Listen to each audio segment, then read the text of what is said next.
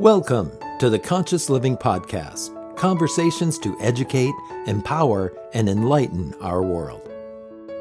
An uplifting and inspiring series of conversations and talks with your host, Jackie Woodside. We are educating minds, empowering lives, and enlightening souls to create a world where love prevails. In this engaging podcast, we deliver exciting, positive, transformative talks and teachings designed to elevate your life. Now, let's join our host, Jackie Woodside, for this week's session. Hello, everyone. Oh my gosh, I am just so glad you're here with me today for another episode of the Conscious Living Podcast, where we are here to educate, empower, and enlighten our world. How enlightened are you feeling today amidst all the things that you're dealing with, the busyness of life? You know, my spouse and I often say, life is a full-time job. Have you noticed there's just so much going on in the world, so much to keep up with home and work and just taking care of the body, taking care of the pets, taking care of the children. There's just a lot going on. And it's a good thing that, that you're here, that you take a few minutes each week to tune in to this podcast, to think a little bit more deeply, not just about life, but about how you're living. And that's what we do here at the Conscious Living Podcast. And today's topic is one that is near and dear to my heart, that makes up a good portion of my own professional career. And that is the topic of, who are you as a leader? What's your calling as a leader? What is your responsibility as a leader? And how do you grow as a leader? I'm going to be working today with a friend and colleague from Colorado. Near and dear to my heart about this gentleman is that he's also Canadian. Love that. As many of you know, my summer home is a mile from Canada and I grew up here. So I've always felt kind of a partially Canadian myself. So today I'm bringing to the Conscious Living Podcast James Robbins, who is an international keynote speaker, the author of of 9 Minutes on Monday, and the creator of The Call to Climb. His new book by that title, The Call to Climb, actually is just coming out this week. We're super excited to support him in that. So his focus in leadership is on helping ignite purpose and helping leaders listen to their inner voice and lead from wherever they are as that inner voice guides them. Looking forward to talking about that in depth today. So James, welcome to the podcast. I'm so glad you're here. Do you want to say a little bit more about yourself to help our listeners get to know you a bit? Jackie, thanks for having me on your show. And as you mentioned, I grew up in Canada. I was actually born and raised on a small cattle ranch in the foothills of the Rockies. So I had a very, simple upbringing. People worked hard, they had integrity, and they just kept things simple. And that sort of shaped a lot of how I saw life, how I see it today. And I'm still close to the mountains, but I'm just in a different country now. Right. So you're in Colorado now. Mm-hmm. Yeah. So tell us about your journey with leadership work. How did you get into writing your books and being a leadership trainer and consultant?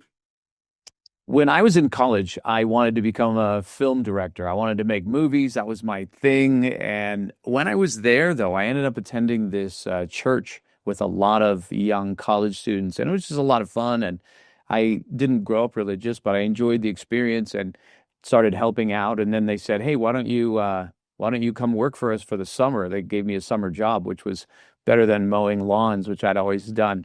Well, what I didn't realize is that would turn into a decades-long career in ministry, which was never on my radar. But I enjoyed helping people. I enjoyed working with them. I enjoyed the spiritual side of things.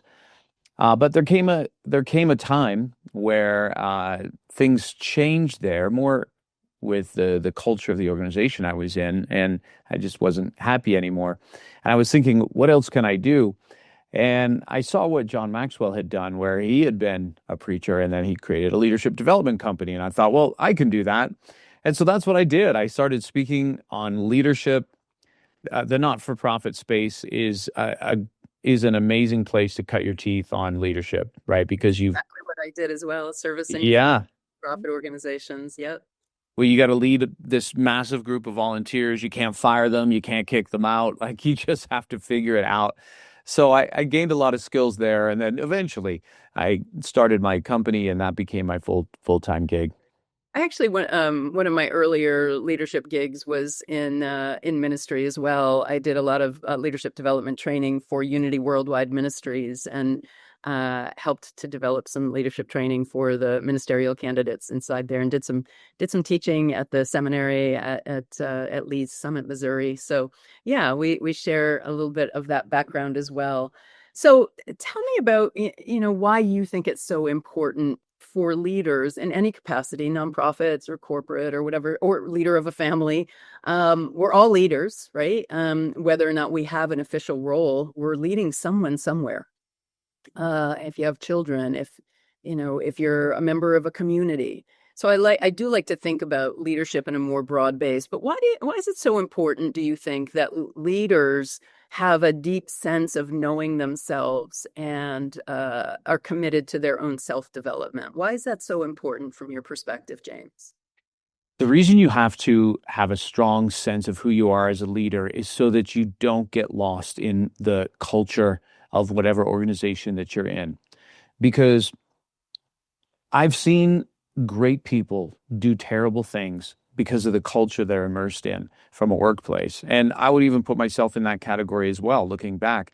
But I remember, Jackie, I remember this time, and this goes back to some of my church years when the culture began to shift and it became an unhealthy culture.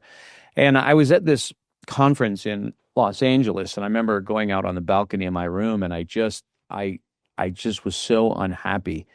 And I wasn't unhappy because I was helping people. That was the good part. I was unhappy because of the culture that I had to do it within.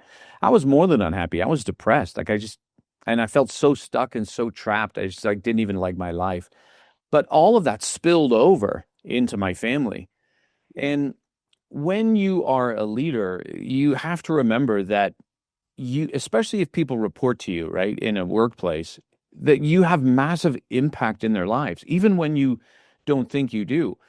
And it was Saratoga Institute that did a study and found that 50% of people's happiness is directly linked to their relationship with their boss. And I don't know about you, but nobody told me that when they made me a leader. Nobody was like, oh, and here's your new office. And by the way, 50% of the happiness of your former friends is now linked to you. I'd be like, wait, what? No, I don't want, who wants that responsibility? Yeah. Yet Yeah. you have it when you're a leader. And so that's why when you become a leader of any kind, you lose some rights. You just have to understand that. You lose some rights. You lose the right to be moody. You lose the right to come in and, just take your mood out on people. Yeah.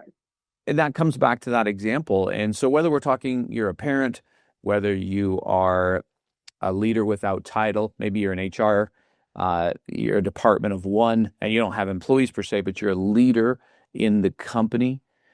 So much of knowing who you are protects you from getting swallowed up in a culture that's not healthy. Because if it's not healthy for you, it's not healthy for anyone else either. I like to say that when you move into a leadership role, you renounce the luxury of not having to practice self-management. I like that. Managing your emotions, managing your thoughts, managing your responses to things. Leaders have to renounce that luxury. If you want to just fly off the handle and, be pissy because you don't like some new thing that's coming down the pike, great, fine, no problem. Just don't be in leadership.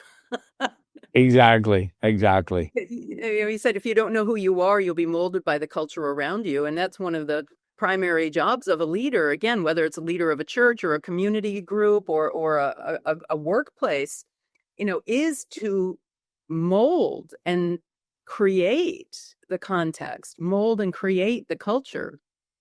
And when leaders don't know their own values and their own sense of mission and purpose, their own sense of vision and where they want their lives and their team or their company to go, without that, what often emerges like Lord of the Flies is the lowest common denominator of human behavior.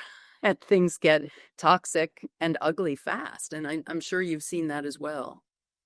Yeah, absolutely. And the challenge with culture is if you are the boss, like if it's your company, you cannot actually say what the culture is because so much of it stems from you. You just can't see that. It's like, how do you tell a fish that they're wet? right? It's like it's your staff that have to tell you actually what the culture is. Of course, we want to define it and then be intentional. And whether we're talking about, conscious living, which is the name of your podcast, or conscious leadership, it's that idea of what do we want this to look like? And then let's make that happen. Same can be in a family, right? Like, what do we want this family to be? And then someone's got to lead and make some decisions, and so that's going to take place. Yeah. You make that distinction, conscious leadership, and this is the Conscious Living podcast. I actually often tell my leadership clients, there's no difference. You have one life that you've been given, some of which you get paid for and some of which you do not. But the goal of good leadership is for you to bring your whole self to the workplace, knowing yourself deeply, bringing your whole self. Yeah, okay, you may dress differently. I hope you don't show up at the office in your boxer shorts and t-shirt. So you may dress differently. You may use a little more professional tone of voice than, being snarky with your kids or whatever. Yeah, okay, there are some tweaks in culture, but who you are and what you bring, if it's not consistent through all of your life, you're not setting yourself up to be an effective leader. Exactly. And that part about authenticity, I think, is one of the most difficult things, because when we come to leadership, we all sort of come through the same door, right? We were good at something, we worked hard, people respected us or trusted us enough to say, hey, you're going to be in leadership. And so that's what got us to the position. But the position now is defined by, can I influence people, right? So some of those things that got you there, yes, will help. But now it's another skill set that you have to add in. So the mistakes I made, when I was a young leader, was thinking, okay, well, what does it mean to be a leader? And so you have a limited Rolodex in your mind of the bosses you've worked for, coaches you've played for, and a parent or two. That's really it. And I say limited because, often we've all had bosses usually that are not that great. So those are not great role models. So you have to learn the skills of leadership. But the biggest thing is to bring yourself, to have that courage and confidence to show up and, just be you. Yeah, so let's shift gears a bit and talk about your approach with the call to climb. Tell us about the tenets of your book and your body of work around that. In some ways, the call to climb it's just so different from my last book, which was, very much leadership drivers and do this, do this, do this kind of thing. The call to climb is definitely a more spiritual work, which honestly came out of my own sort of midlife meltdown that goes back decades now. But it was during that time I stumbled upon the work of Dr. James Hollis. He's a Jungian psychoanalyst. I'm not sure if you've read any of his books, Jackie, but he's a brilliant writer. But he was the one that introduced me to the concept that we can live our life out of alignment when we are living in one path, but that authentic version of us, the soul, the psyche, has a different plan, and we have this sort of collision of selves. But he brought up this idea of the soul seeks to have an appointment with you, sort of to have a one-on-one, but most people avoid it. And I had avoided that conversation for years, just doing what I thought I had to do versus what do I really feel called to do. And basically that's how the idea of the book came. Is the book is a fable of that, or somebody is living out of alignment and they get summoned to climb this sort of mystical mountain in the Andes, where you're called to climb when you're out of alignment with your soul, so that the two of you might actually have a conversation. So that's what the book is about.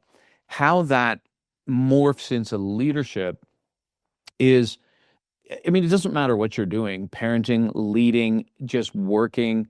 We all want to be able to show up in the best version of ourselves. Like, that's what I believe your purpose in life is. It's not to do something. It's to be the most honest and authentic version of you, right? And in that, there's 1,000 things you could do with your life that are in alignment with your soul. But your purpose is to really bring that version of you to the world. And that's the gift you bring to the world. I love that. In on several of my programs, actually, I teach that our purpose is to evolve, to grow in consciousness, to the highest level, back to the divinity that we came from before we took physical form. So you're saying very much the same thing, that our purpose is to bring forth that highest sense of self. And it does take a minute to discern that. What that, both my leadership programs and my life coaching programs are all about that. How do you discern this highest sense of self? I know you write a lot about your inner voice and how important that is for leadership. Do you want to bring that into the conversation a bit? For sure. I feel like in many ways I'm late to the party on this because I just put my head down and worked and worked and worked, and I didn't take a lot of time to listen in. And to be able to create some space, sometimes get out of the environment that you're used to and ask those questions like, what is it that I really want? Is this fueling me? Is this what I feel called to do? And to be ready to hear an answer that maybe you don't like. So I think for me, I've learned over time to start taking those moments to go inward, but then also to realize that sometimes my fears can be really convincing that they're my inner voice when they're not. And that's when I think it's really a good idea to know yourself well and to know the things that you fear, so that when those voices come up, you can sort through them. Because there's been many times I could have said, I think this is just my intuition. I think I'm supposed to do this, only to realize later that, no, that was just my fear, like trying to stop you from doing something. And I think that's maybe for me the hardest thing of all.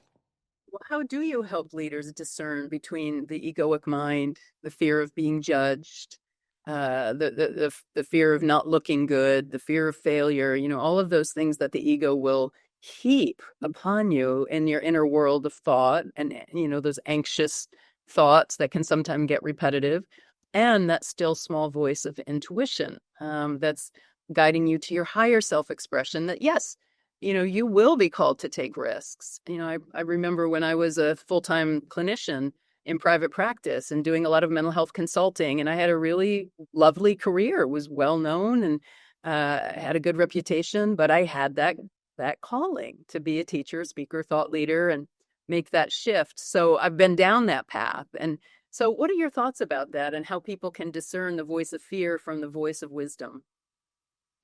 One of the things that when I'm talking to corporate leaders is I talk about the difference between sort of what I call like a soul mindset, which would be very similar to Carol Dweck's growth mindset, versus an ego mindset or a fixed mindset. This idea that the soul seeks expansion, it seeks expression. It doesn't care what the herd thinks. And that's really, to me, the biggest difference, right? Is if we want to talk about the soul and the ego is so protective, largely in the context of the herd. Like, it makes sense when it's protective to save your physical life. You can't fault it for that. But when it seeks protection to be liked by the herd so we're not judged, then that's what holds most of humanity back. So I try to get the leaders to see that. Like, there's these two paths you can live, and we want to consciously, right, embrace the soul's mindset and not care so much about what people think. So that's the first piece of it, just getting them to start to be aware of how many times they compromise, right? How many times they take the easier path that's safe.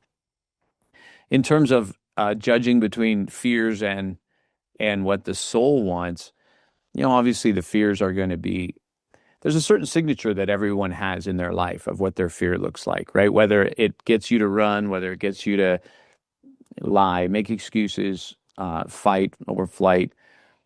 And as you know those more, then you're able to make the decisions about, but what are my commitments? And I talk about this a lot, this idea of your commitments in life. And so for me, I have 7 commitments in my life. And these are things that, like, I have a commitment to health. I have a commitment to, as a father to my children, my adult children. I have a commitment to really listening to my soul.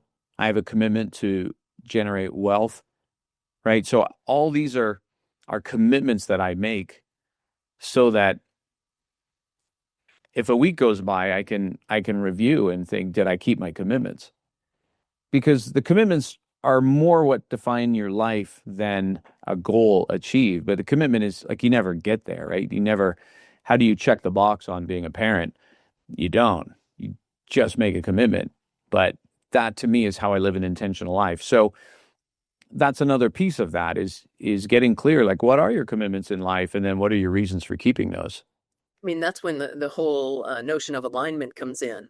Because if you have, a certain number of commitments or values, you could say, and you've articulated what your commitments or values are, but then your behavior is showing something radically differently. I mean, I think that's a lot of, what some of the cultural and individual dis-ease is that's occurring in our world is because this drastic misalignment between what people want and how they're actually living.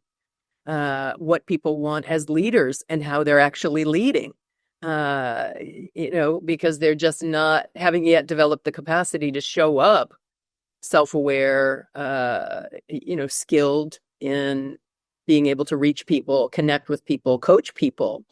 One of the things I love about leadership training and development right now is training managers, especially about how to coach people, how to be an ally, develop that coaching relationship with people so that, it's easy to motivate people who want to work for you and get good results. That's such an important role to play as a leader, to be a coach. And I find that a lot of leaders don't coach their people either because number one, they're too busy, or at least think they're too busy. But number two, they don't honestly know how, right? And so that's the insecurity. They don't want to insert themselves and be this, who are you to tell me what to do, even though that's not what it's about. Right. That's so not what it's about. Exactly. Yeah. And I do think for people who haven't been trained in, leadership as a coach, my program, Transformational Leader as Coach, giving people the actual skills.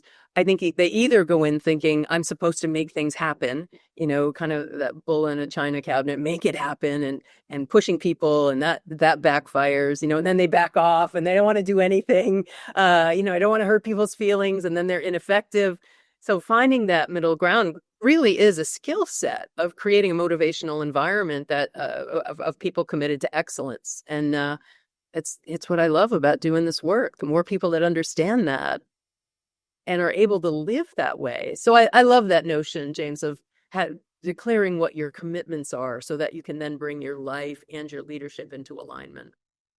And part of that is, as you know, is really understanding your natural leadership style. So a lot of people have tried to break down different leadership styles. And if we take, forget who it was that had those 6 types, but we've got the coaching leader and the leader that's more authority. The challenge is when you're young, especially, and you don't know that stuff, and maybe you have this boss that's just a driver or a pace setter leader or an autocratic leader, then you think, well, that's what leadership is. Well, right. That's leadership for them, but you might be different, right? So like I'm more of a coaching leader. So when I try to be these other types of leaders, it doesn't feel great, doesn't feel authentic. And then I feel like a fake, and then that hurts my confidence. And now I'm not showing up in a right energy. So there's always superpowers to every style, and just be comfortable in the style that is most like you and lead from there. And one of the things that we do with organizations when we're working with their leaders is we'll get them to create a leadership philosophy document. And I learned this from Colonel Tom Magnus, who also has a company developing leaders. But the idea is you get really clear on what kind of leader you are, what leadership means to you, what you expect of yourself, what others can expect of you, what you expect of them, sort of like what are your big deals, what are your not big deals to you. And you create this document just on one page, and then you give that to all of your direct reports and say, this is my philosophy for leading. And then twice a year, you revisit it with your staff and say, hey, am I being consistent here? Am I being this? And so it's an accountability, right, for the leader. What goes on that philosophy of leading? Like what kinds of things do people explore and communicate? So the nice thing is it's personal in that people can do different things. Some of the things we suggest for them is obviously, what are the things you value? How do you define leadership? Like, what's leadership to you? Um, what can your staff expect from you? What do you expect of your staff? Like, what's the big deals? Like, for some, it's being on time. For others, they don't care so much. And then also they can put in there some of the formative experiences that maybe have shaped them. Like for me, I talk about how I was born and raised on a cattle ranch, and that's impacted how I view life, right? And not everybody will resonate with that, but it gives a quick snapshot. So think of your leadership, and then also we tell them if there's a quote out there that you love, we include that. But the essence is imagine you have a new employee come in, and you can hand them this document, and instantly they can at least have a tiny picture of what it means to work under you. Because that's truly what happens from a societal perspective, is we are under someone's authority in the workplace. Yeah, for sure. Yeah, I love that. I love that. So what will people be left with? Let's go back to your book and then we'll wrap up here. What's the benefit of people reading A Call to Climb? What will they be left with? And what does it give to people to go dive into that new book of yours? The Call to Climb is definitely a wake-up call for a lot of people to take stock of, am I really living my life, or am I living the collective narratives of my parents and society and, whoever else? And if I'm not living my life, then let me step into that, because permission to live your own life is not granted. It has to be seized, right? It has to be taken. And you might say, well, taken back from who? A lot of it, this is your world, Jackie, taken back from those formative programming and all those different beliefs that shape us. So it's really about becoming more intentional about your life and what summit am I actually climbing? And then how do I do that? What are the things that get in the way? So I think that's what people will come out of it, is more intentional living. I call it living by design rather than by default. Perfect. Love that. Everyone has, a default life that's just spoon-fed by our culture, our family, the social class that you're in, the culture around you. We all end up with a default life. Doesn't mean a bad life. It's just not one that's intentional. So that's an important body of work, to move from living and leading by default to living and leading by design. So it sounds like you and I are very much on the same page about that, James. How can people find the book and also get in touch with you? You can find the book at most bookstores online, or go to iwillclimb.com. iwillclimb.com, and through that you can find my leadership work through other websites, but I'll just give you that one because it's fairly easy to remember. Beautiful. I love it. Thanks so much for being with us today. Really enjoyed our time together. Thanks, Jackie.